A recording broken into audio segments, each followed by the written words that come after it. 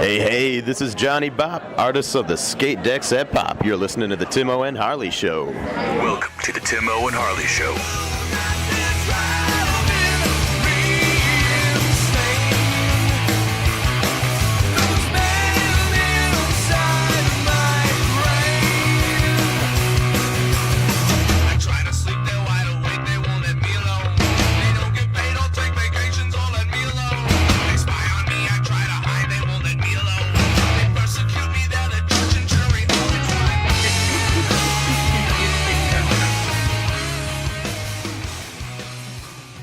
Thank you for listening to the Tim O and Harley Show. I am Tim O. Over there is my partner in Mindcrime, Mr. Ben Harley. Say hello, Harley. What is happening, people? Ben, the horror host, Harley. How the hell are you? Me? Good, Tim. How are you, my friend? Not too bad. In the space-time continuum, we always say this, but for new listeners, it's we record the show, and then you probably hear this a week and a half after we do it. And this week was, I guess, was Oscar week, which we care basically nothing about, to be honest. Well, you know, I usually get ready for about a week. I even sit out in front of my shop like I'm sitting out, you know, camping out for the Oscars. Campaigning. Yeah. Well, you know, it's so funny. I swear to God, I didn't even know they were talking about it on Monday or whatever, I guess the day after, and I was like, I didn't even know it went on. Right. No, and I gave up on that about 35 years ago. Right. I actually asked Angio about like a week and a half ago. She said something about an Oscar. I think I might have been thinking about that movie Get Out that actually won Best Screenplay, I guess. Yeah. Which isn't surprising given all the racial hysteria in the country right now. Well, Julie was telling me something. It was nominated for. She asked if we watched it or read it. I said, no, it's a little new for us. Yeah. I talked about it before and watched it. I thought you watched it. Yeah. It's kind of like a racial Stepford Wives movie in a way. And although it's a really great movie, I'm just fatigued with a lot of that kind of stuff. Maybe because I'm not the person that you need to be preaching to. I'm pretty comfortable that I'm not a hateful person, you know? Right. I'm certainly not taking any race of people and turning them into my slaves or robot slaves or whatever the hell, you know? Yeah. But it was a good movie. Like I said, I was just kind of fatigued with it, but it's with the subject matter, but it was good. I mean, it was really good. But I guess we were talking about something like that. And she actually had thought the Oscars had already happened. And they did not happen yet. So I had to tell her, I think they were this last weekend. So, but I guess Guillermo del Toro's The Shape of Water won. And that's kind of, have you seen that too, Tim? I haven't seen it yet, no, but I've talked to a few people that have seen it. I mean, some people really like it. Some people don't. It's just like any other movie. You know, it's kind of a monster movie, though, isn't it? Ish, like love story with the creature of the Black Lagoon. Yeah, and the love story part is the part that's making me shy away from. Yeah, from the movie. I mean, I'm sorry, but I mean, it's sort of crossing Immortal Beloved with the creature from the Black Lagoon. You're gonna have to do some real clever writing to get me that inside.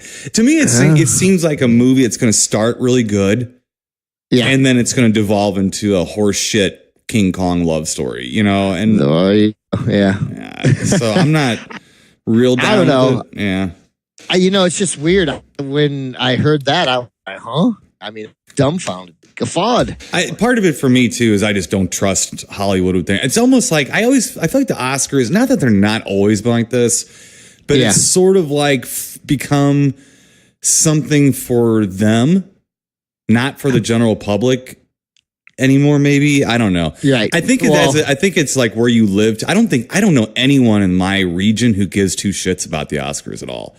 Like, no, not about the stuff that might be controversial politically or what, because they always got to make statements. They've been doing this since Brando sent the Native American woman up on stage to collect an Oscar. I mean, it's like 72, so this ain't nothing new. But I just think people just don't care as much anymore.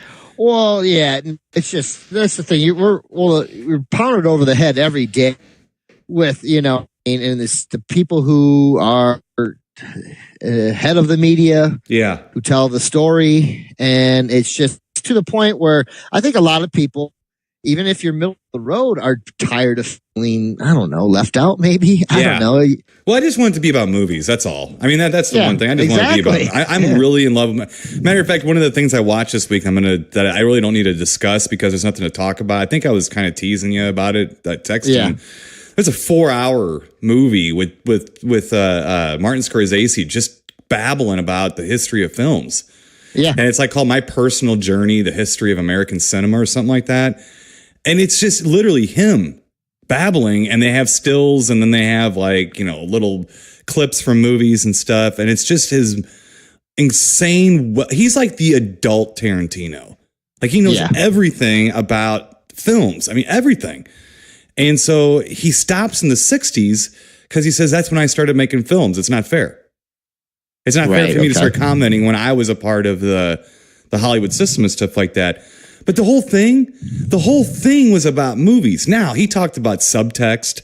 He talked about little messages and things that they were trying to get across. But I think what's been lost sight of is these were all personal things. Personal stories between two people, not about one group of people hating another so much as a part of the individual and about how that affects them. And I think that that's powerful to anyone from any background to get a personal thing going like that. Yeah. And it seems like everything now is sort of like, oh, you vote for so-and-so, therefore you're this. Well, Hollywood seems to be the one stereotyping everyone. And I think it's annoying to me because it's almost as if they don't even see it. Yeah. And it's almost why I always say I don't like preachiness in my entertainment, because I don't feel like when you watch Kramer versus Kramer, there's a hatred of all divorced people. It's about two people, and it shows you the emotions within these people and things like that. Yep. I don't know. It's just a little different. There just seems to be something. It seems like I've been saying this lately about a lot of things. I think a lot of things are a snake eating its own tail. Right. The thing is, Tim, a lot of it with Hollywood and stuff too, and this is how it comes off to me. I've been around a little bit of time, Tim. I'm almost been a half century. And so, but they come off a lot of times. And I'm sorry to say this, but like they're the smartest people in the room, right? And they know what's better for me to watch, and I should appreciate this, right? And if I don't appreciate this, then I'm every other name in the book. You know what I mean? Whatever. Right. And I just, I have my opinions. I'm not that, I don't know. Yeah. And we have our own podcast for that, Tim. Well, it's true, but the thing is I think we have much stronger opinions than we would let out on this show. This is a horror show. We've already diverted away from the horror right now, but it's a horror show, a horror intense show. It's really about whatever we want to talk about, but we love horror films and exploitation, action, whatever, especially the older stuff. And that's what I think that's what our listening audience wants to hear. I think more what we're doing is explaining why we don't really talk a lot about The Shape of Water and Get Out and things like that. It's just because it's not that there's no validity in these films, and it's not that we don't care. It's just that we don't care. Right. It's not really for us. I don't need to be told not to hate a race of humans. I know that because it's stupid. I hate all humans. I saw Blazing Saddles in the late 70s, man. It's like I learned right away. And the funny thing is, what a place to get that from, right? Sure. What a place with the N-word and everything else being thrown around left and right is where I learned how stupid it was. I mean, it's not the only place, but it's a huge part of my childhood was watching that, laughing because I was with Cleavon Little the whole time going, yeah, what are you talking about? This guy's just coming in town just to be the sheriff. He didn't ask for this. No, he didn't. Yeah. And you get behind him. But guess what, Harley? That's a personal story. Yeah, it's about Gene Wilder and about Cleavon Little. You know, and the Waco Kid. Yeah, right, exactly. And Bart, Sheriff Bart, you know, and it's like all that stuff hitting them shows what it does to the individual. I don't know. It's just it's we're not going to win this, and I guess the society has cycles, just like everything else does. And maybe it's just our age. I don't understand that we need another one of these cycles. Maybe I'm wrong. I don't know. I you know, and maybe it bothers me because it's so prevalent, and I don't need it. I mean, I don't need. I get it. You got me. I mean, you got me 30 years ago. You know, it's like you got me. I'm fine. I don't like people in general, and not that I don't like. I just don't like being around a lot of people. And it's not. I don't care what kind of person. I just don't. I like quiet. That's all. It means nothing more than anything else. You know, I didn't move out to the country for some kind of white flight or anything. My God, my Millstad's pretty much Johnny Carsonville. You know, it's not. It isn't that. It's just. I mean, Johnny Carsonville bothered me. Yeah. You know, and it's not the people are bothering me. They're not doing anything wrong. I just. I want some solace. I want a little more peace and quiet. That's all. Sure. I mean, there's nothing else to it. I don't have any kind of subtext in my life with that. But the problem I have with the Oscars is that it's getting back to the original point. I have a hard time going in and watching these movies because I'm afraid I'm getting set up for something. Yeah. I'm getting set up for 2 hours of being told what to think and what to do. And I'm like, I don't remember The Thing doing that. You don't remember the monster making you feel bad? I don't. Or you don't remember McCready feeling bad for the monster? No. And trying to talk to it.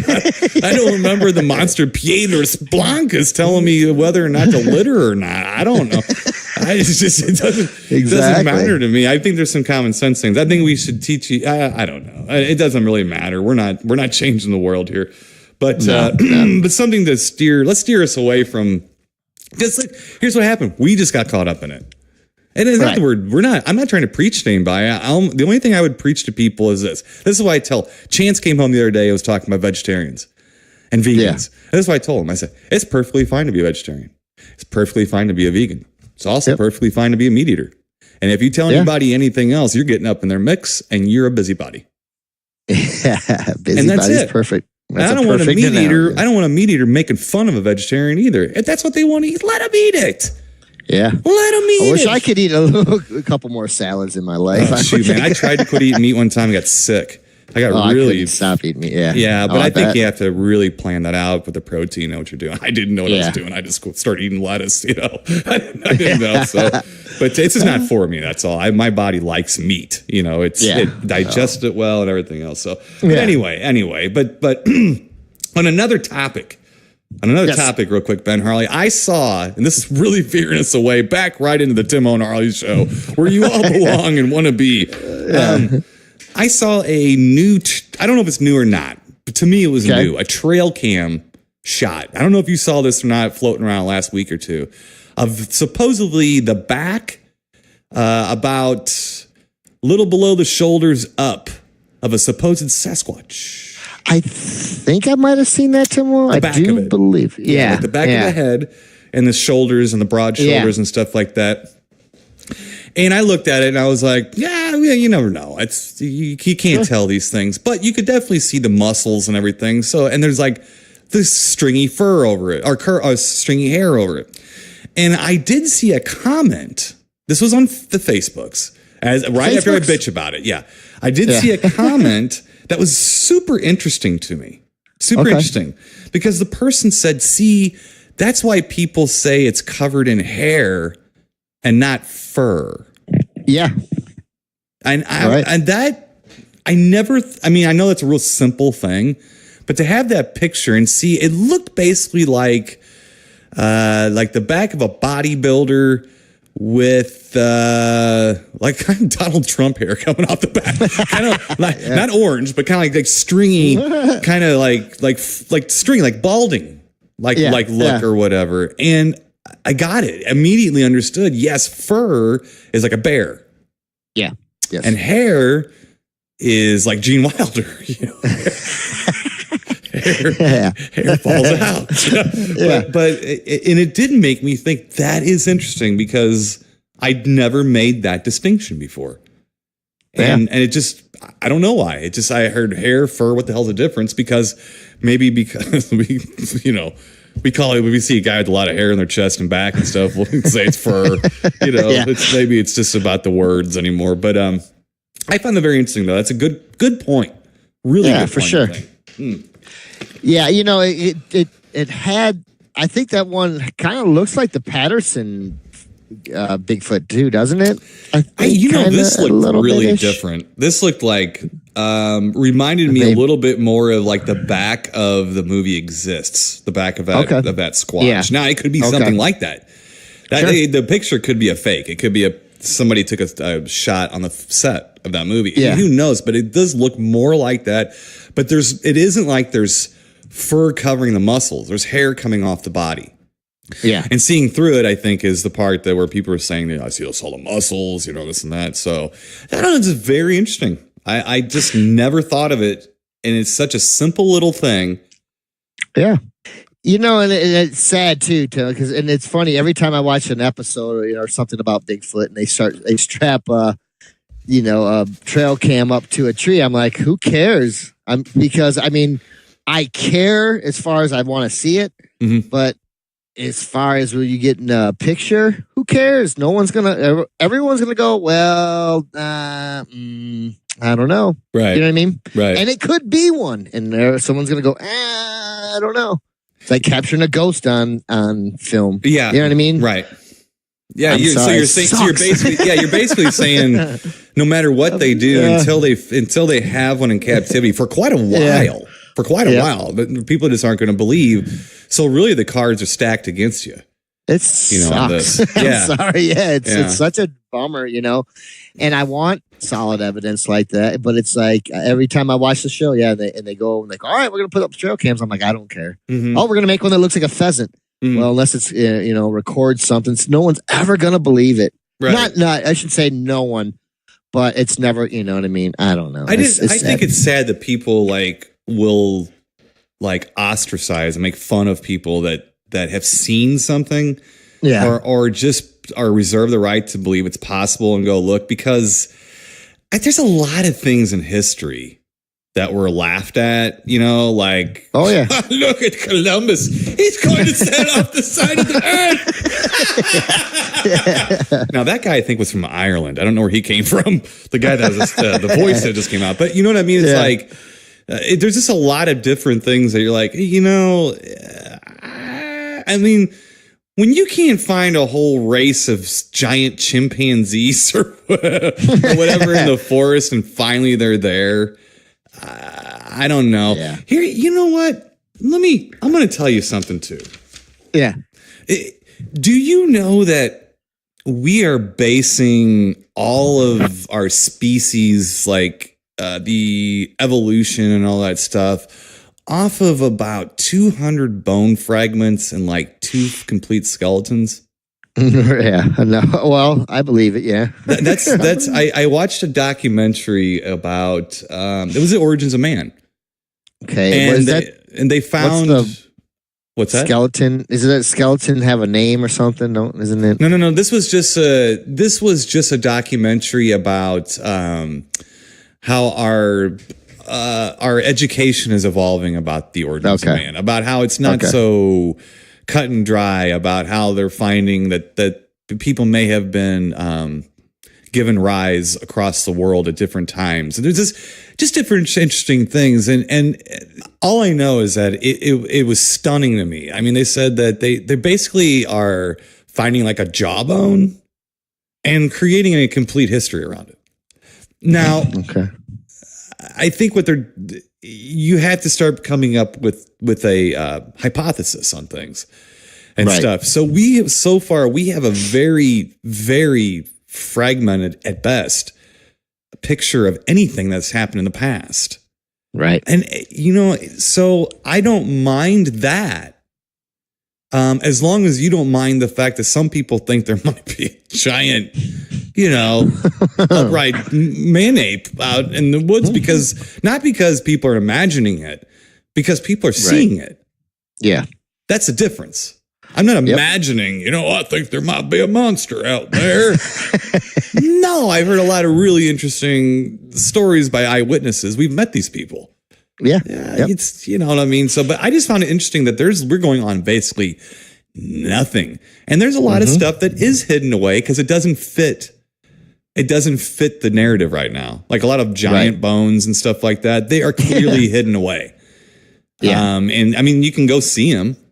They're hidden away, but from plain sight. But you can, they pull these things out in these documentaries all the time with these big bones and big femurs and things like that. They just don't know what they are.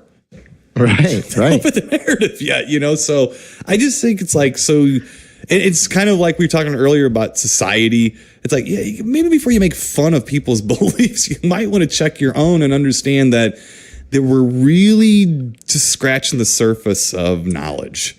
Of anything. I just found it interesting that the hair, the fur, and then I did see the show and it said that we have based our human evolution, the whole thing, off of our archaeology, I should say, of about 200 bone fragments and 2 skeletons. Now these numbers, stuff. These numbers are solid. These numbers came from archaeologists. This was not a show about Bigfoot. Was not a show about aliens. It was a show about archaeology with archaeologists. They didn't talk about this Bigfoot stuff. It wasn't about that. But you take your beliefs and your curiosities and interests and interject them into these things. I just found it interesting.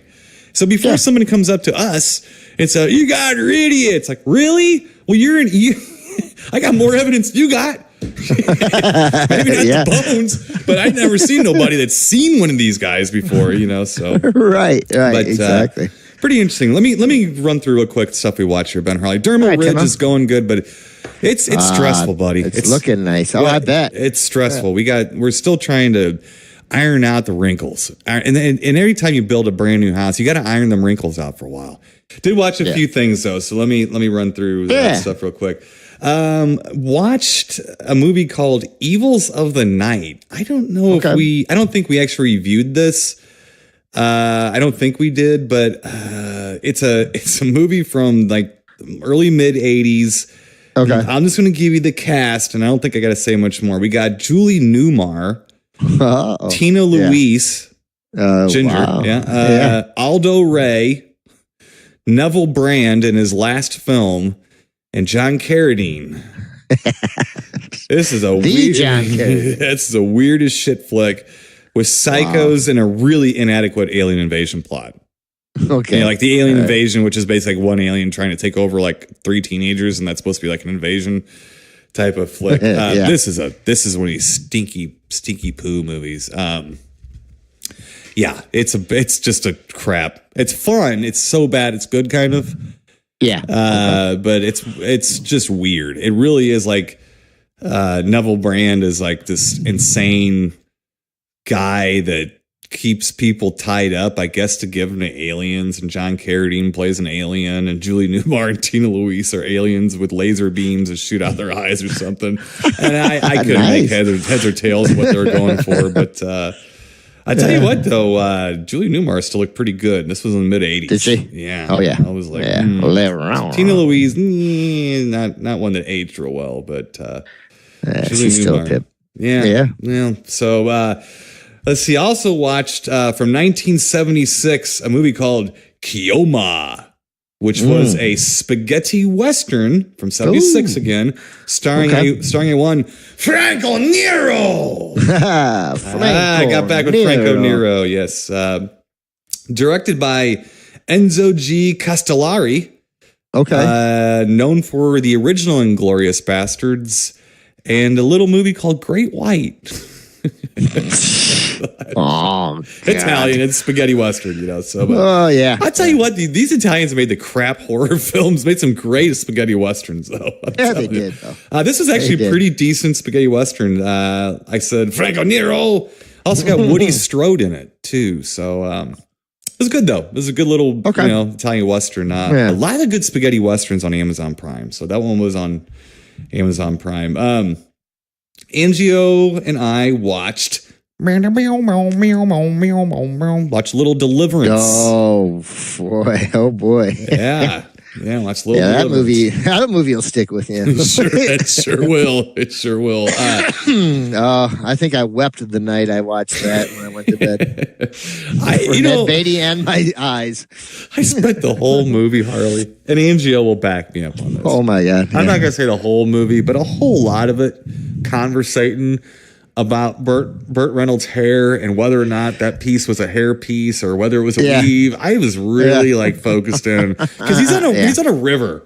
He's Burt Reynolds. I don't think Burt Reynolds wanted to get near a river in a movie. Shit's fly right off, you know. So I did spend a lot of it worrying about that. But what a great movie though. It's really good, and it really. Oh my God! Yeah, it's like Halloween is to slasher films. I think Deliverance is to the guys on retreat out in the woods being accosted by rednecks. You know, so awful. Yeah. Oh. Yeah. That scarred me for life. Well, it scarred Ned Beatty for life too. So he never got over that either. Let's see here. I watched In Cold Blood. Okay. Yeah, but not the black and white one. I watched a made for TV. I mentioned made for TV 1996. I do believe this was also on Amazon Prime and probably still there. From 1996. It's Canadian made for TV version of Cold Blood. Awesome. We got Anthony Edwards, Eric Roberts, Sam Neill, Leo Rossi, LQ Jones. Good cast. Not too bad. That's got Ryan Reynolds in it. He's like a teenager in the movie. Yeah, he plays the Clutter girl. The Clutters were the ones who were murdered, unfortunately, in that real story. Her boyfriend. He's in it. He's got kind of a meaty role, put it that way. It's not too bad. It's just a little overdrawn, a little overlong, a little too much. Like a lot of it is just the day-to-day family life of the Clutters before they get killed. And it's like, okay, all right. I know they were a happy family. That sucks. It is what it is. But it was okay. I mean, it's worth a watch if you're interested in it. It made me want to go back and watch the old classic In Cold Blood. So that will probably be done fairly soon. And then Harley, last but not least, Angio and I. Now we did watch The Godfather last week, right? Yeah. So we couldn't let that stand. We had to go to Godfather Part 2. Yeah. Yes. Okay. Which is which is rare, a superior sequel in almost every way to the original Godfather. Just really good. Long time since I've seen that too. Well, The Godfather 2 is the one that's a prequel and a sequel at the same time, which is clever. That's right. It's clever because it has Robert De Niro as Vito Corleone from the old country coming over here as a little kid and kind of making his way and becoming the Don and stuff like that. And in the meantime, there's a parallel story with Al Pacino's character basically killing everybody because he doesn't trust anybody anymore. Right. What a great movie, though. I know Angio did say, that's it at the end. She's like, that's the end. That's all there is. I was like, well, there is a Godfather 3, which we'll watch, but I said, just don't get your hopes up too high. It's not like a asylum movie, but it's really not up to par with the other Godfather movies. But Harley, I will get back to you because I'm sure that now that I got Angio into like 6 hours of gangster shit, I got to show her the third one. You got to finish it up.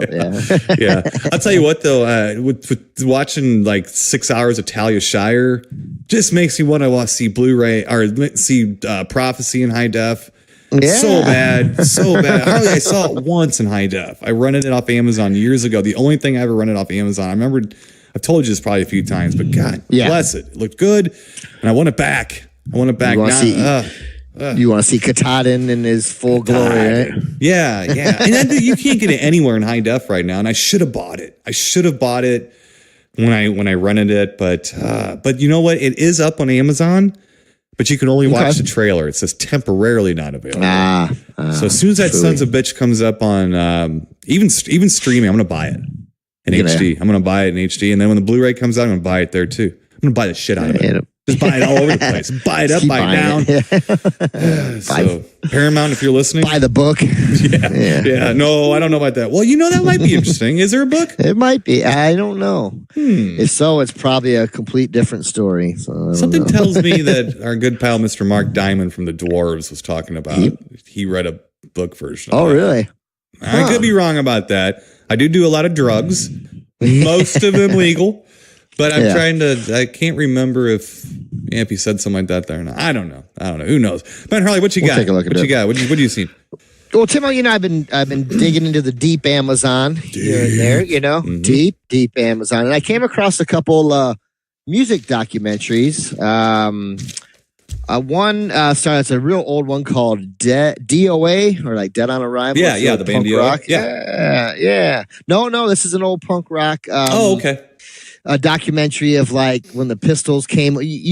I know you've seen a lot of the famous, like all the scenes from when they were on tour here in America and all that. But it keys on, the X-Ray Specs to a lot of the punk bands that were.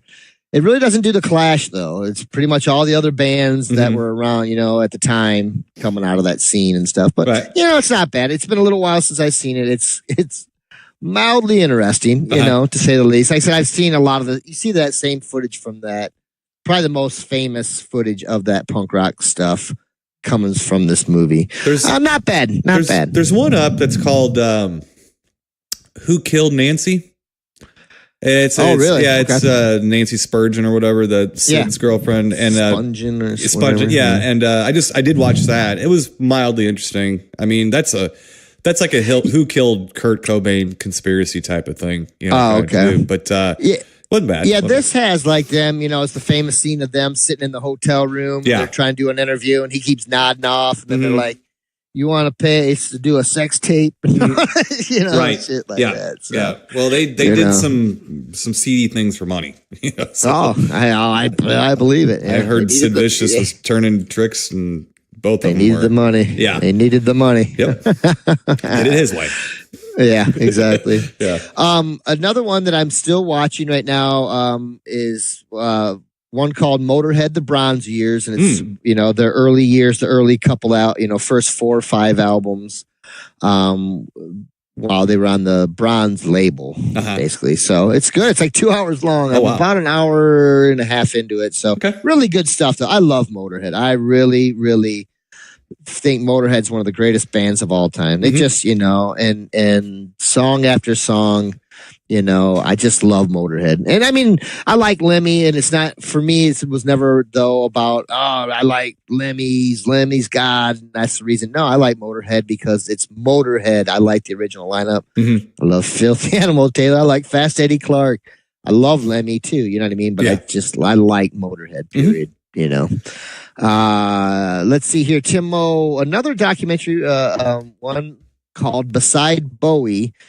And this one is the story of Mick Ronson. And I like Mick Ronson. Mick Ronson was the guitarist for the Ziggy Stardust and the Spiders from Mars. Yeah, I know. And then Mick Ronson. Yeah. And Mick Ronson also went on he played with Ian Hunter for a long time too, or off and on. And you got an Ian Hunter thing, don't you? You like that Ian Hunter? Yeah, I'm a big Ian Hunter. Yeah, my brother was an Ian Hunter fan, but I just like Ian Hunter. I like Mata Hoople too. Yeah. I really, really like Mata Hoople. So it's you guys. You guys that like those songwriters. Trying to figure that out. Yeah. Right, exactly. I'm just messing with you. Yeah. Yeah. No, and so this is a really good documentary. I think you might enjoy it, especially from a guitarist standpoint. And it just really for me, I say, I'm a guy who likes the underdog story a lot too, and things like that. But I'm also the guy who, like, just like I was talking about with Lemmy, same thing with Ozzy. Ozzy was not Black Sabbath to me. The rest of the band too was black. You know what I mean? Right. And this guy really, Mick Ronson and the Spiders from Mars, those 3 guys, the 3-piece, really helped catapult, David Bowie, really, into superstardom, into a rock star. He probably would have made it anyhow. He was a great writer, but it was that Ziggy Stardust stuff, you know, Right, that right. really. But it's a good little Nobody does it documentary. alone. Nobody does it No, alone. no. I mean, And yeah. this guy is, from a producing or an engineering standpoint, Timmel, and a guitarist, I think you would love this Mhm. because he really became a great producer, kind of, but it didn't really break for him. It wasn't like, you know, not until he like produced Morrissey. Like Morrissey called him, as like, can you come and engineer or whatever, or Uh-huh. do my album? He's like, well, I'm over here taking care of my daughter or my sister's child. I'm babysitting because the dude didn't have any money after a while. Like, you know, Ziggy Stardust pulled that whole thing where this is our last show. Mick Ronson knew a little bit about it, but the other two guys in the band didn't know about it until he announced it on stage. Right. Now, this is the last time. Now, how do you do that? First off, I don't know. I've never. I'm not going to get yeah. on a big soapbox thing. I'll get on my little one. I've never been the biggest David Bowie fan. I no, like me neither. him, Yeah. but I don't. He to me is another one of those guys that the media kind of build up to. you I know? agree. Yeah. So that I had a lot of hard feelings about that from way back in the day, and this kind of touches on that a little bit. But it's just a good documentary about a guy who was way ahead of his time. He made that sound for David Bowie too. He made like it's just probably one of the most underrated. And you hear this a lot, but one of the most underrated guitar players of all time, sound wise and all that. And I think you would really like this documentary. So it's called Beside Bowie.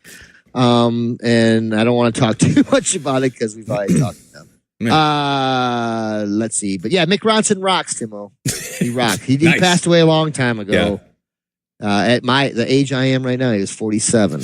Wow. When he passed away. Wow, So, yeah. but yeah, good stuff. You'd like it, Timo. Check it out, please. Real fast, I'll just touch on these real quick. Been watching, finished up Waco. Oh, okay. How was it? Here recently. Good. I don't want to give it away for anybody, Timo, Yeah. but it doesn't end well. Okay. Okay. Oh, jeez. Just like the Titanic, I don't want to give it away Yeah. for people, but it did not end well. Okay. This does not either. Oh It's no, just- the compound sinks. Yeah. Oh thanks. It- no. Yeah, it hit it hit or it got hit by A mesa. What the hell they call it? Yeah. Or a tumbleweed Yeah. ran into it and it sunk. So Yeah. not a good ending, Timo. But Yeah. very, you know what? What a really good made for TV docudrama. Uh-huh. Good, just good actors, good stuff all around. Made you want to continue to watch it. So I did enjoy it. Two more things, Timo. Uh-huh. Gotham is back. Oh. Loving it. Oh, it's back and badass as ever. Nice. It's good. A lot of, and it's funny because seeing where the characters like have gone from, start of this till now, just is great. Mhm. Maybe some of it's a little too much, but Uh-huh. good character development. I do like most of the characters. The Riddler's about to kind of snap again. His little dual identity, which is the Riddler, is coming back. So I'm happy about that. They'll be pushing the Joker a little bit more with the Penguin. I think we touched on that a little bit. Good stuff though. Just good writing. Good, it's Cool. shot well. I'm really enjoying it. So I'll get back to you on some of that because Batman hopefully should be showing up here soon. It should be. I A mean, little if bit more. it's been on for a while now, so you Yeah, can't be the he's only been person. around. You can't be the only person Yeah. watching it because Yeah. it's the show's been going for a little while. They don't do Yeah. that anymore. I mean, they'll yank the plug on something if it has a bad week these days. Right, exactly. Yeah, so that's pretty good. hopefully, good stuff. They introduced a character last week. It was kind of like the toy maker guy, and Uh-huh. it's neat. I like it. Last but not least, Tim, I bought a video game the other day Oh, for my whoa. PlayStation 3. Yeah? Yeah. I bought a game that wasn't Pong, Timo. Oh shit! I don't know how to play Yeah. it then. Yeah. And you know what? It's I think I've talked about this before. I bought a game not too long ago called Aliens, Colonial Marines. Real good game. Shoot 'em up, type it. And it had some scary stuff to it. You know what I mean? It was good. It was based on all three of the Alien movies, 1, 2, and 3. So I know there was more, but it was based on those three. Right. This one it's a kind of a separate story. It's called Alien Isolation, Okay. and it's based on Ripley's daughter Amanda, which I don't know if they're just kind of scrapping if it's just supposed to be from after the original Alien. I don't know. I'm Yeah. not digging in that much to it. Right. But right now I've only played it for like a day or two. But Timo, this video game is scary. Oh my God. I haven't even seen the Alien yet, and I'm freaked out. Oh my God.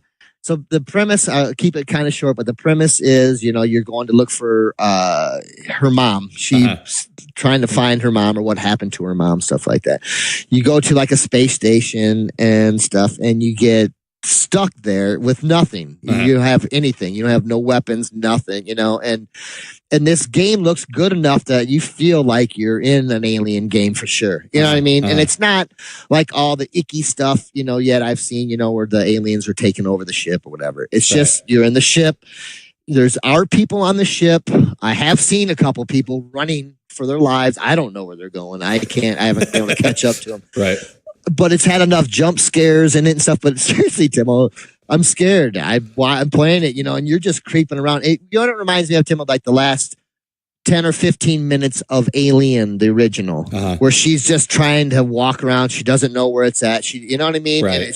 And that's basically what it is. But just you're on this steam ship, keeps shooting at her and stuff like that. Yeah. God, it's got me like 3 times, like bad. I'm like, you know what I mean? Like, Yeah. So it's fun. I'll keep you up to date. But yeah, it's called Alien Isolation, and it's funny because I was talking to the kid at the video store, and I have a hard time with some of them nerds. They're like record store nerds. You know what I mean? Like, you know what I mean? Oh boy, here comes Pops again. Yeah. Oh Jesus. With his antiquated PS3. Wink, wink. Yeah. Oh, jeez. Yeah, exactly. And I know it's getting worse, Timo, because the selection has gotten so small over there. Yeah. Like, oh yeah, come over here. It's in the corner. This little space right here. That little area. Yeah, that's where your games are now, jerky. Don't ask me about what they're about. But that was funny because I was like, and it was funny because I went in there. He said, "What are you looking for?" And there it was. I was like, actually, I've been kind of looking at this Alien Isolation. And then I talked to him about a couple other games, and it was funny. He goes, "Put those 2 games down and get Alien Isolation." And I was like, okay. And he was right. So far, it's been pretty fun, but man, it's scary. I'm more scared of this game than I have been of like any movie. And I mean, even I didn't even scare myself. I wasn't even playing the game, and I thought an alien was in my apartment. And I was like, I better turn the lights on. I'm like, wait, you're not playing the game, dummy. So good stuff. Funny. Nice. All right. Well, let's get to our official films, Mr. Ben Harley. I don't want you to get too scared here. I don't want you to I don't want to scare you off the show here or nothing like that. Right. Let's see here. Did you hear that? First up from 1943. Oh, you know what? Just hang on one second here. I had something I wanted to say, and it just popped in my head. And I don't even know what it was that made this pop in my head, but Mr. David Ogden Stiers died from MASH. He's I can't think of, he was the jerky doctor, but he was the one with the bald head, kind of heavy set. Oh yeah. Yeah, he died yesterday. Charles. Yes. Yeah. I can't think of it. I don't know. I watch MASH all the time, but I don't, it doesn't stick with me. People say, I know Hawkeye. So I liked him. He was a good actor, good character actor in a lot of films. What was he?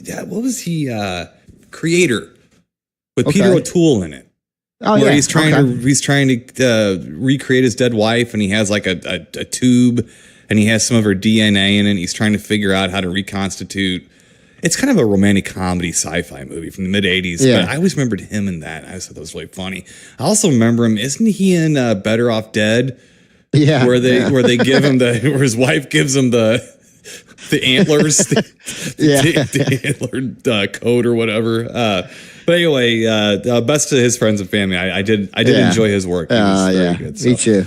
Now let's get on to the official films, Mr. Ben Harley. So first up, from 1943, we have the Universal film.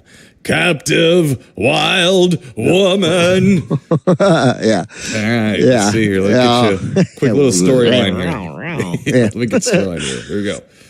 A mad scientist turns an ape into a beautiful but deadly woman in this frightening film featuring groundbreaking makeup effects. Yeah. I guess. What? Groundbreaking makeup effects. Really? They were? That's what it says. I'm like, what? Okay. I guess I don't know. Wasn't around in 1943, so like that could. I guess they been were. Yeah. True. I guess I don't know, but anyway, yes. This is an interesting movie. This first of all, it's John Carradine's first leading role. Okay. In a film, and then Aquanetta. He probably had 200 films under his belt at this point. He probably did. You're probably right. So he's like a mad scientist who thinks it's a good idea to turn gorillas into Aquanetta. Into a beautiful woman is an understatement, actually. Yes. Also very running exotic. around. Yes, also running around is Evelyn Ankers from The Wolfman. She's also lay around. Yes, and Ghost of Frankenstein. She's in also. Yeah. Directed by Edward Dmytryk, who's known for a couple little movies called Back to Baton, Warlock, and The Caine Mutiny. So you've seen some Edward Dmytryk movies. He is a classic Hollywood director. Let's see. There is, I believe, a sequel, Jungle Woman. This is either a sequel or the Jungle Woman and this movie are tied in together. They both have Aquanetta in it, and so yes, Ben Harley. So what? We had John Carradine as a mad scientist turning gorillas into beautiful women. That seems a little backwards. Yeah. What'd you think? I don't think I've ever seen this film before, Timo. I for some reason though, it seemed really familiar to me. Maybe because I've seen Jungle Woman. I don't know. Maybe it's because of my love of my lost love, Gabora the Gorilla Girl. Maybe it reminds me of. Maybe that's why it reminds me a little bit of our courtship. Yeah. I kind of like this movie, Tim. It's funny. It stars one of my soap or rope opera alumni, but it also has another in there, and one of the gentlemen who actually I think is the one that gets strangled by the ape that gets fired from the. So he is one plays Micah from The Rifleman. Who also he was the judge in To Kill a Mockingbird. Oh, wow. Okay. Yeah. So he's the one that gets drunk and then the ape, kills him. He's in there. It was funny because I recognize him. And then our main character is a little guy known for his role. He plays Doc in Gunsmoke. Oh, Gunsmoke. Gotcha. Yes, Doc in Gunsmoke. Yeah, he's our main character in this film. So I enjoy. It was fun watching him in this. But yeah. Tim, I did enjoy the movie. I thought it was good. John Carradine's definitely, sly and creepy enough in it too. You know what I mean? And he don't really care. No. At all. He I think his one the lady that helped him at the beginning was trying to be his conscience, and that didn't work out too well for Not her. for her, no. No. But I will say, I think he had some good serum because that was one ugly ape. Yes. And he turned her into one le row. Yes, sir. You ain't kidding, man. It made me go ape, Yeah. But as far as the movie goes, it's kind of like there's a lot of lions and tigers in there. There's a lot of brawling. There's a lot of lion tamer filler in this movie. Yes. I haven't seen a lot of lion taming filler in a horror film in a long time, if ever. And I'll tell you what, the lion and the tiger, they don't like each other. And let me tell you something, Harley, and we're going to speak a little pro wrestling. That's a shoot. Yeah. That was a shoot there. That wasn't set up. They did not like each other at all. Yeah, so it's basically a seminal guerrilla horror flick. Yeah, in a way. There was stuff before it, that was guerrilla, but this one it was starting to get a little bit more. Universal put it out, so it started to get a little bit more muscle behind it, I guess you could say. I actually thought it was kind of funny because when Aquanetta comes around, all of the animals bow to her. I never understood that because I'm not sure a lion wouldn't defend itself against a gorilla. That's just my. I even just bowing to her beauty as well. That's possible. But I thought it was actually pretty funny because the guy's like, she could be one of the best animal trainers in the world. Yeah. Wow. I think she is right now. Yeah, one of the best animals. It's like she's a gorilla. She is an animal. So right. Yeah. But the gorilla actually was played by a Ray Crash Corrigan. Yes, and he played a lot of monkeys. Played lots of apes. Yeah, he was one of those guys. Played a lot of apes in these movies. I can't really tell you that I did enjoy the lion tamer filler. There was way too much of that. I mean, it went on forever and ever. Right, and hitting that, they're cracking that whip. It's like, oh, stop, enough. And I guess Carradine's technique is brain operations and gland grafting.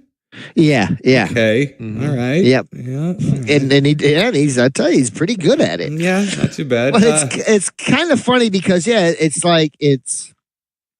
like a lion tamer movie with a mad scientist in it, and it's just happened to be that the mad scientist is able to get a gorilla right from the lion tamer. Yeah, it's not really a great setup. No, it's not. And I'll tell you what, actually, I probably misspoke. It's not. There was a lot of gorilla movies before this. It'd be more of a seminal circus horror movie. Yeah, that has a gorilla, because probably a little bit more. It's one of the early ones of those, because there's a lot of circus horror films from the 50s and 60s and stuff too. Yeah. The gorilla. But I'll tell you one thing, and like at the end, very interesting to see a lady gorilla carry a hunk off. Right? Yeah. You usually see a gorilla carrying a damsel in distress, and then only to get shot in the back while carrying the hunk. Is that, now wait a minute. Now thinking back, if you can, to that scene, Harley, you tell me. You tell me, because I don't know. I've never been trained, okay? But you tell me, was that correct police procedure? I don't think so. Okay. I don't think so. Maybe it was a shoot first, ask questions later type approach. Not only that, was but what the hell was he aiming for? The guy knocked the gun away and he still shot him square in the back. The hell? Maybe he's aiming for the hunk. I don't know. Probably was jealous. He wanted to get carried away himself. Yeah. Old Doc is a looker. I do have Jungle Woman. I think you have it. In a stack of stuff. We'll have to get to it here soon. Might have a poster of it somewhere. You might. I have a bought copy of it, and we haven't reviewed it yet. But I'm gonna give it a mild Great Ape up, and here's why. Here's why it's not even more. It's almost not even a mild Great Ape up. There's just way too much damn lion taming shit going on. It just goes on. And you got a neat little movie going on there. It's not anything super special, but it's entertaining and a joy to watch. But that just slows everything down. It's just like, oh, come on. I mean, I don't mind a couple of shots of it to show what he's doing. But this was almost like, look, Mac, we got this real lion tamer guy here for exactly 8 hours. Film him and pad it out, baby. Yeah. Pad it out, So that's what it really seemed like. Because the movie was based around him trying to get his act going. Like, you're going to, wait, I'm going to bring, we're going to put the lion and the tiger in there. And then I'm going to do this. And then, wait, no, we got Aquafina now. Yeah. So now we got Aquanetta, and we're going to try this. And it's just, you're right. It was just too much. Now you could have sliced out a little bit, less of that, cut that out, and then put in a little more gorilla. Yeah, I agree with that. Totally. I would have enjoyed. But see, I was trying to think, and this is mean. I'm sorry. I wanted to see the guy get in there with the gorilla suit and fight a lion. I'm like, that's not going to end up real well for the guy in the gorilla suit. But damn it, I wanted to see it. I really did. Because that was a big gorilla, but that would have been a funny fight, because the lion would have been edited in with a stuffed animal or something like that. Oh yeah, maybe they tried it and that's why it didn't work. I mean, getting punched out, But I just think it could have used a little more gorilla. I'm going to give it same thing, kind of a mild grade, but it's not that I didn't like it. No. I just think, it could have used more gorilla or gorilla girl in it. Well, I mean, and there's some interesting moments too. I guess the groundbreaking makeup effects might be when she's in between human and gorilla, where she has all the that's fur on her and stuff. But I would have liked to have seen her kill some people like that, a little bit more, instead of going all out Crash Corrigan. She got a little jealous. Gorilla. She got, she did get killed for jealousy. She could be jealous over me. That's fine. I'll be all right. I can't say that. She'd be hurting my angio. I can't do that. Let's just say for one brief second that she wasn't my wife, and then she could get all jealous on me all the time she wants. That'd be fine. We'll do that. So let's see here. So we got 2 mild Great Apes up for Captive Wild Woman. Yep. Let's get to our next official film, Mr. Ben Harley. This one is not 1943. This was shot in the spirit of 76. 1976, and it was released in 1978. This film is called The Redeemer, Son of Satan. All right, that's what it's called, 1978. Let me get you a short storyline here for Redeemer, Son of Satan. There we go. Yeah. 6 people are trapped within the confines of their old high school during their 10th high school reunion with a psychotic masked preacher who kills them off for their sinful lives they have made for themselves. Okay. Okay. Oh, I just told you what it was about. That what happened? Yeah. Okay. Yeah. Let's see here. I'm going to give it a no. Yeah. This was directed by a one Constantine S. Gochis. He is known for The Redeemer. Let's see here. And not much else.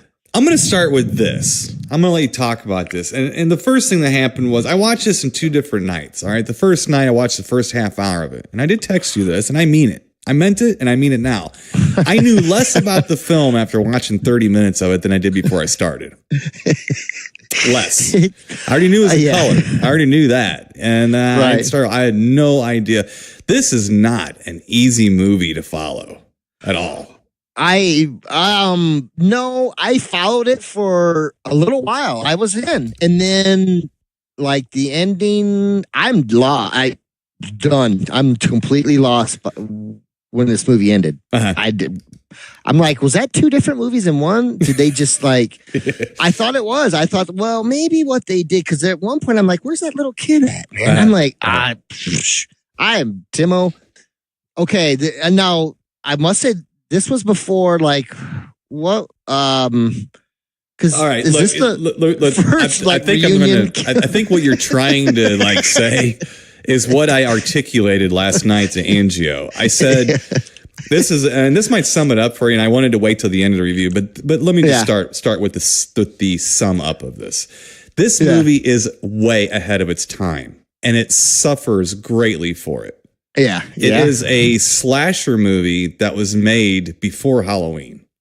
Okay, yep. And it suffers greatly for that because it doesn't have Halloween to fall back on. Every other thing you've seen, I mean, this was released in 78, but it was made in 76. Yeah. So everything, it doesn't really know what it's doing yet. It's got pieces there, and it's got something. Actually, parts of it remind me of like the Funhouse. It really does. I mean, but it's not. And the thing is as awful as it is, because this is an awful film. All right, this is a terrible movie. All right, but as awful as it is, it's just as interesting if you're watching it, knowing it was made a few years before Halloween, and seeing a film it is like a masked serial killer or a slasher, who goes around in different disguises. It's pre-tourist trap, and it kind of has the tourist trappy type thing where he does certain things for certain kills or whatever, certain looks for who, and which is weird. And I mean, while I was watching, I was like, wow, this is bizarre to the point of it's almost good. Mm-hmm. It's based around a high school reunion. And this is, there's a couple movies after this that are based around high school reunions. These are really small high schools, by the way, I think. Oh, yeah. And it's funny too is students or something. Yeah. I have my 30th high school reunion coming up this year. Oh God, I can't believe where 30 years went. But anyways, hopefully this doesn't happen at mine. Actually, it might you know what? It might actually lighten mine up a little bit, maybe, or jazz it up. Let's put it that way. So, but which I was kind of taken aback. I was like, wow, because I kept thinking the same thing. This is 76, so this is very early on in that. Mm-hmm. But it feels like a lot of movies that came after, doesn't it? To me, I don't know. It does to me. Parts and pieces of it, seem like somebody saw this movie, and kind of went with their own thing. I mean. Yes, you do. It's so bizarre. Well, here's one thing. You got a group of kids that would never be friends in real life. No. I mean, even like the one woman, boy, she married rich quick, got out of that high school and became rich real fast. One guy became a movie star. I mean, there's like, one's a lawyer. Yeah. And I don't know, the couple of the ditzy dames or ditzy dames, I guess. Tramps, I think. Yeah. Yeah, kind of. But the thing is, it's like these guys would now that is a very common thing today because everybody wants to be socially correct. Everybody wants to make sure that everybody gets their screen time, every kind of human, which to me just makes everything much more stereotyped. If you ask me, because it brings it out. And so just putting people in there. So one girl was a lesbian too. Oh, that's right. There was a lesbian. You're right. There was a lesbian. Yes. So they did that. And then like, I just think the actual Redeemer guy was really weak. I mean, he wouldn't shut up. I don't like you know me, Harley. I don't like my slashers talking. I don't want him talking at all. Stalking's fine. Talking? Nah. Mm-mm. Yeah. I am a purist Halloween guy. Purist, our Jason Voorhees guy. I don't want him talking. That's why I never liked Nightmare on Elm Street. Right. It's just one liner after another, you know? Yeah. And here's the thing. So we're saying all this stuff. I mean, we're really curiously talking about this movie, and it's a hunk of shit.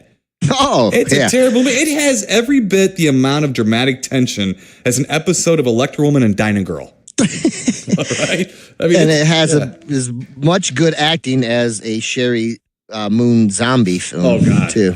Yeah, it's almost that bad. It's almost that. And it starts off with like they have this little saying that comes up about the Redeemer, son of Satan, or some bullshit. Oh yeah, and some chubby kid punches his way out of a large lake.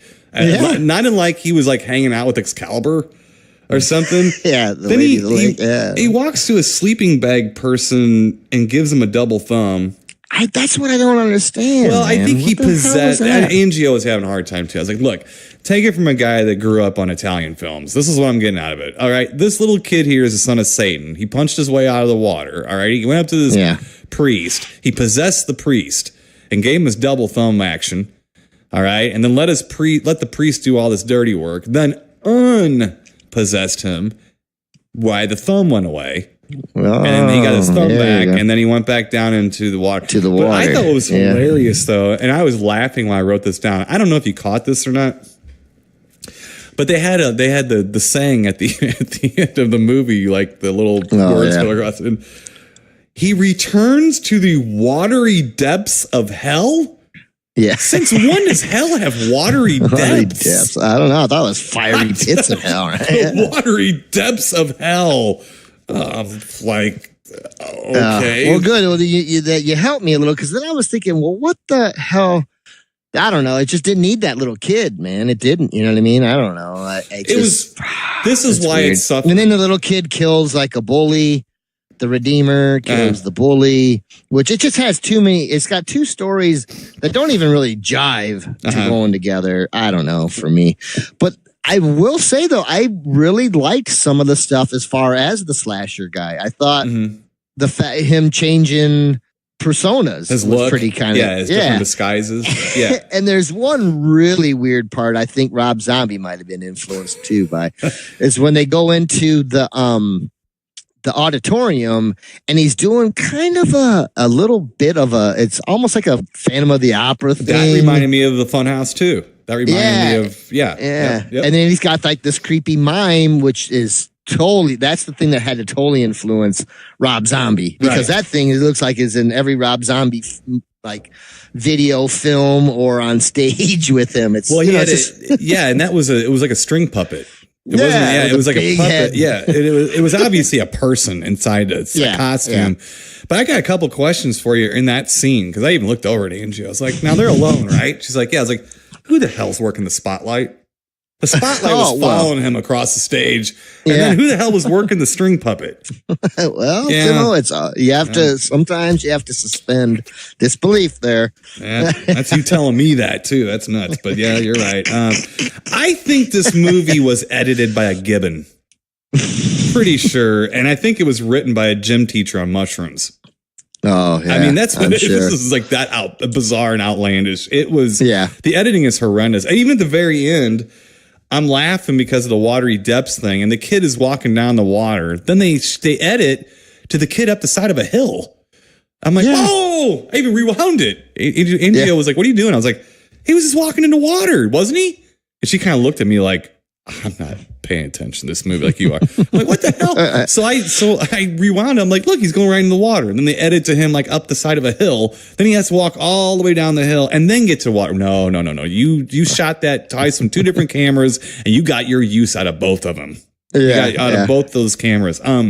This is a difficult one because I really, as awful as it is absolutely just as fascinating to watch because of what it is. I've never seen this before. Not that I can remember. And it really is it's before a lot of stuff that you would think this was ripping off. Yeah. And that's hard to square because it's a terrible movie with ideas that are tried and true. And it's almost like they hadn't figured out how to do it yet. That's why I say it suffers for being ahead of its time, because it might be a little bit of a better, tighter film, especially really fleshing out like the Michael Myers or Jason Voorhees or one of these guys. They didn't do that good enough to understand what was going on. And I think that's where your problem was. Who was the kid and who was the priest, and what were their tying together? And they were not good about that. It's very like kind of up in the air. And I'm just telling you what I got out of it. And I watched The Thumb.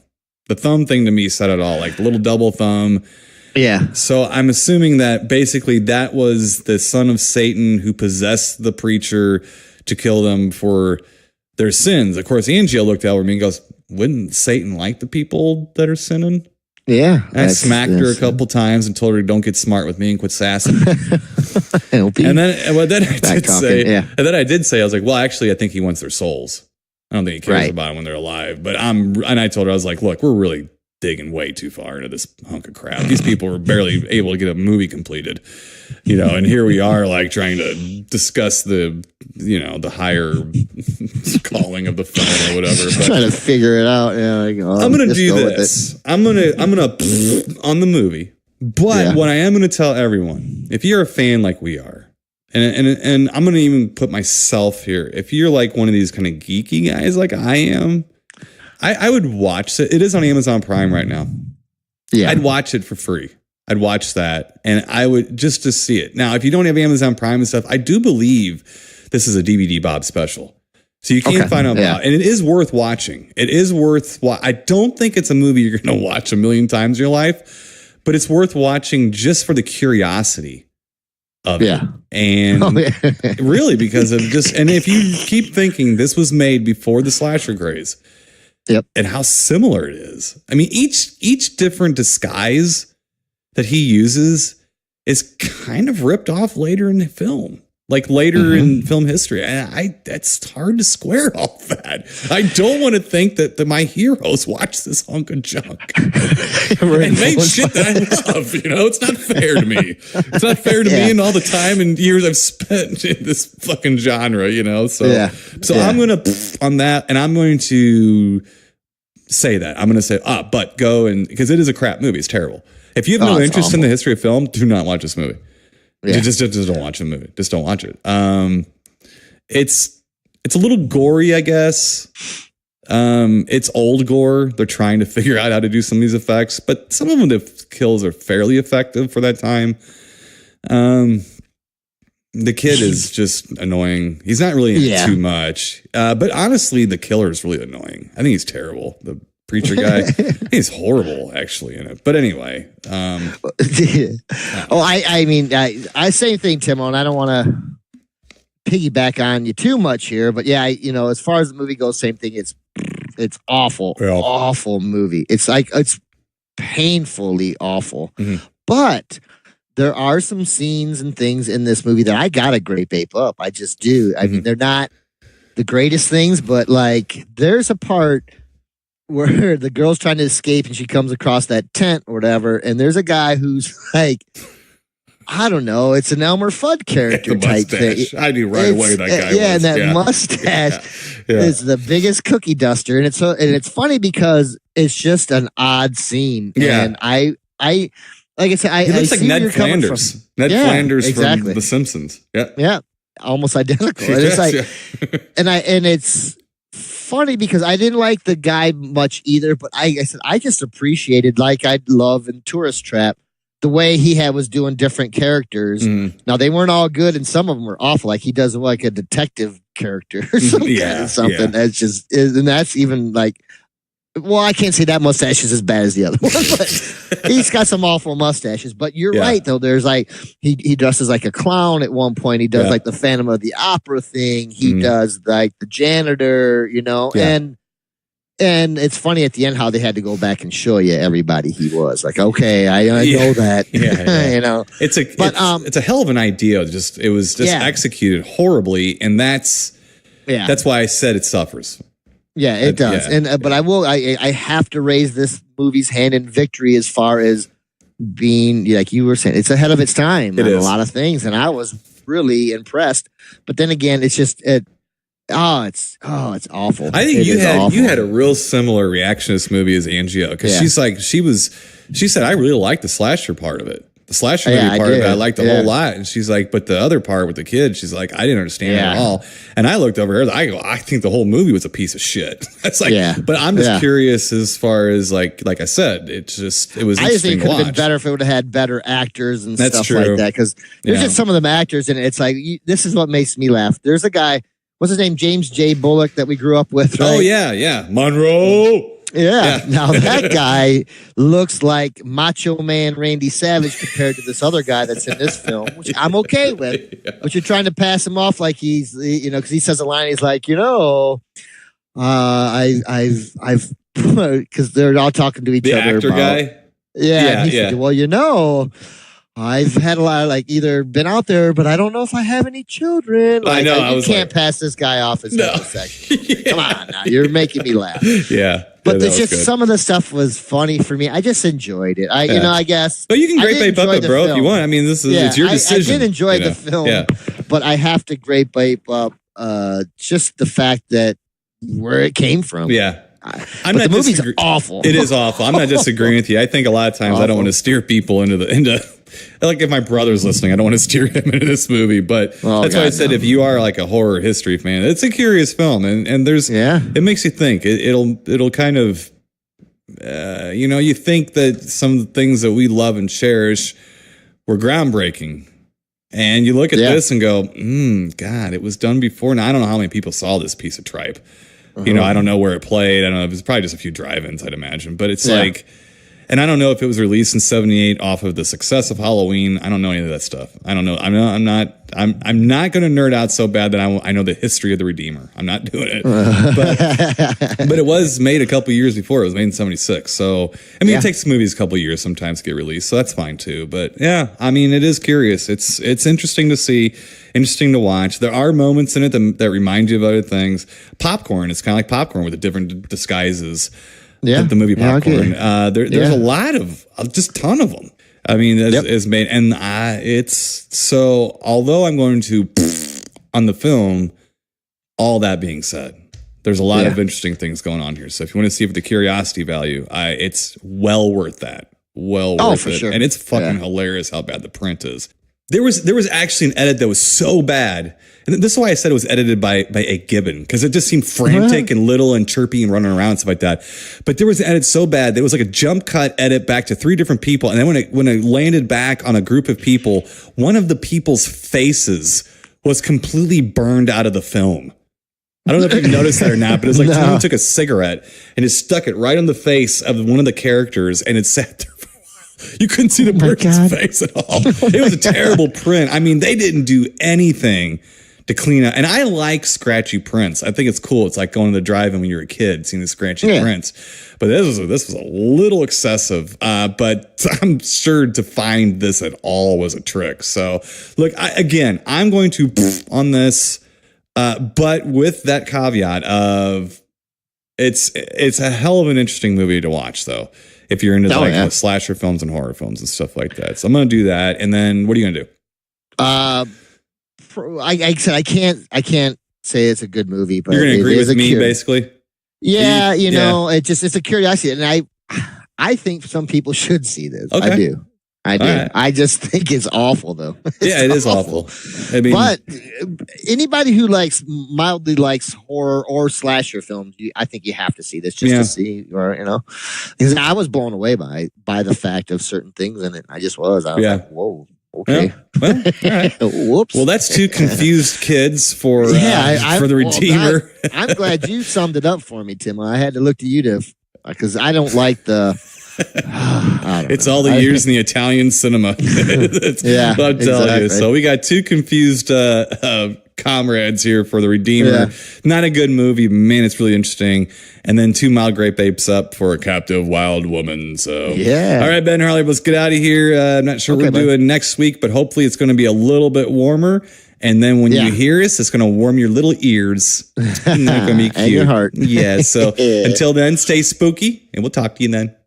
Keep it creepy, people. You've been listening to the Tim Owen Harley Show, brought to you by ScreenPrintingFactory.com, your affordable one-stop solution to all your screen printing needs.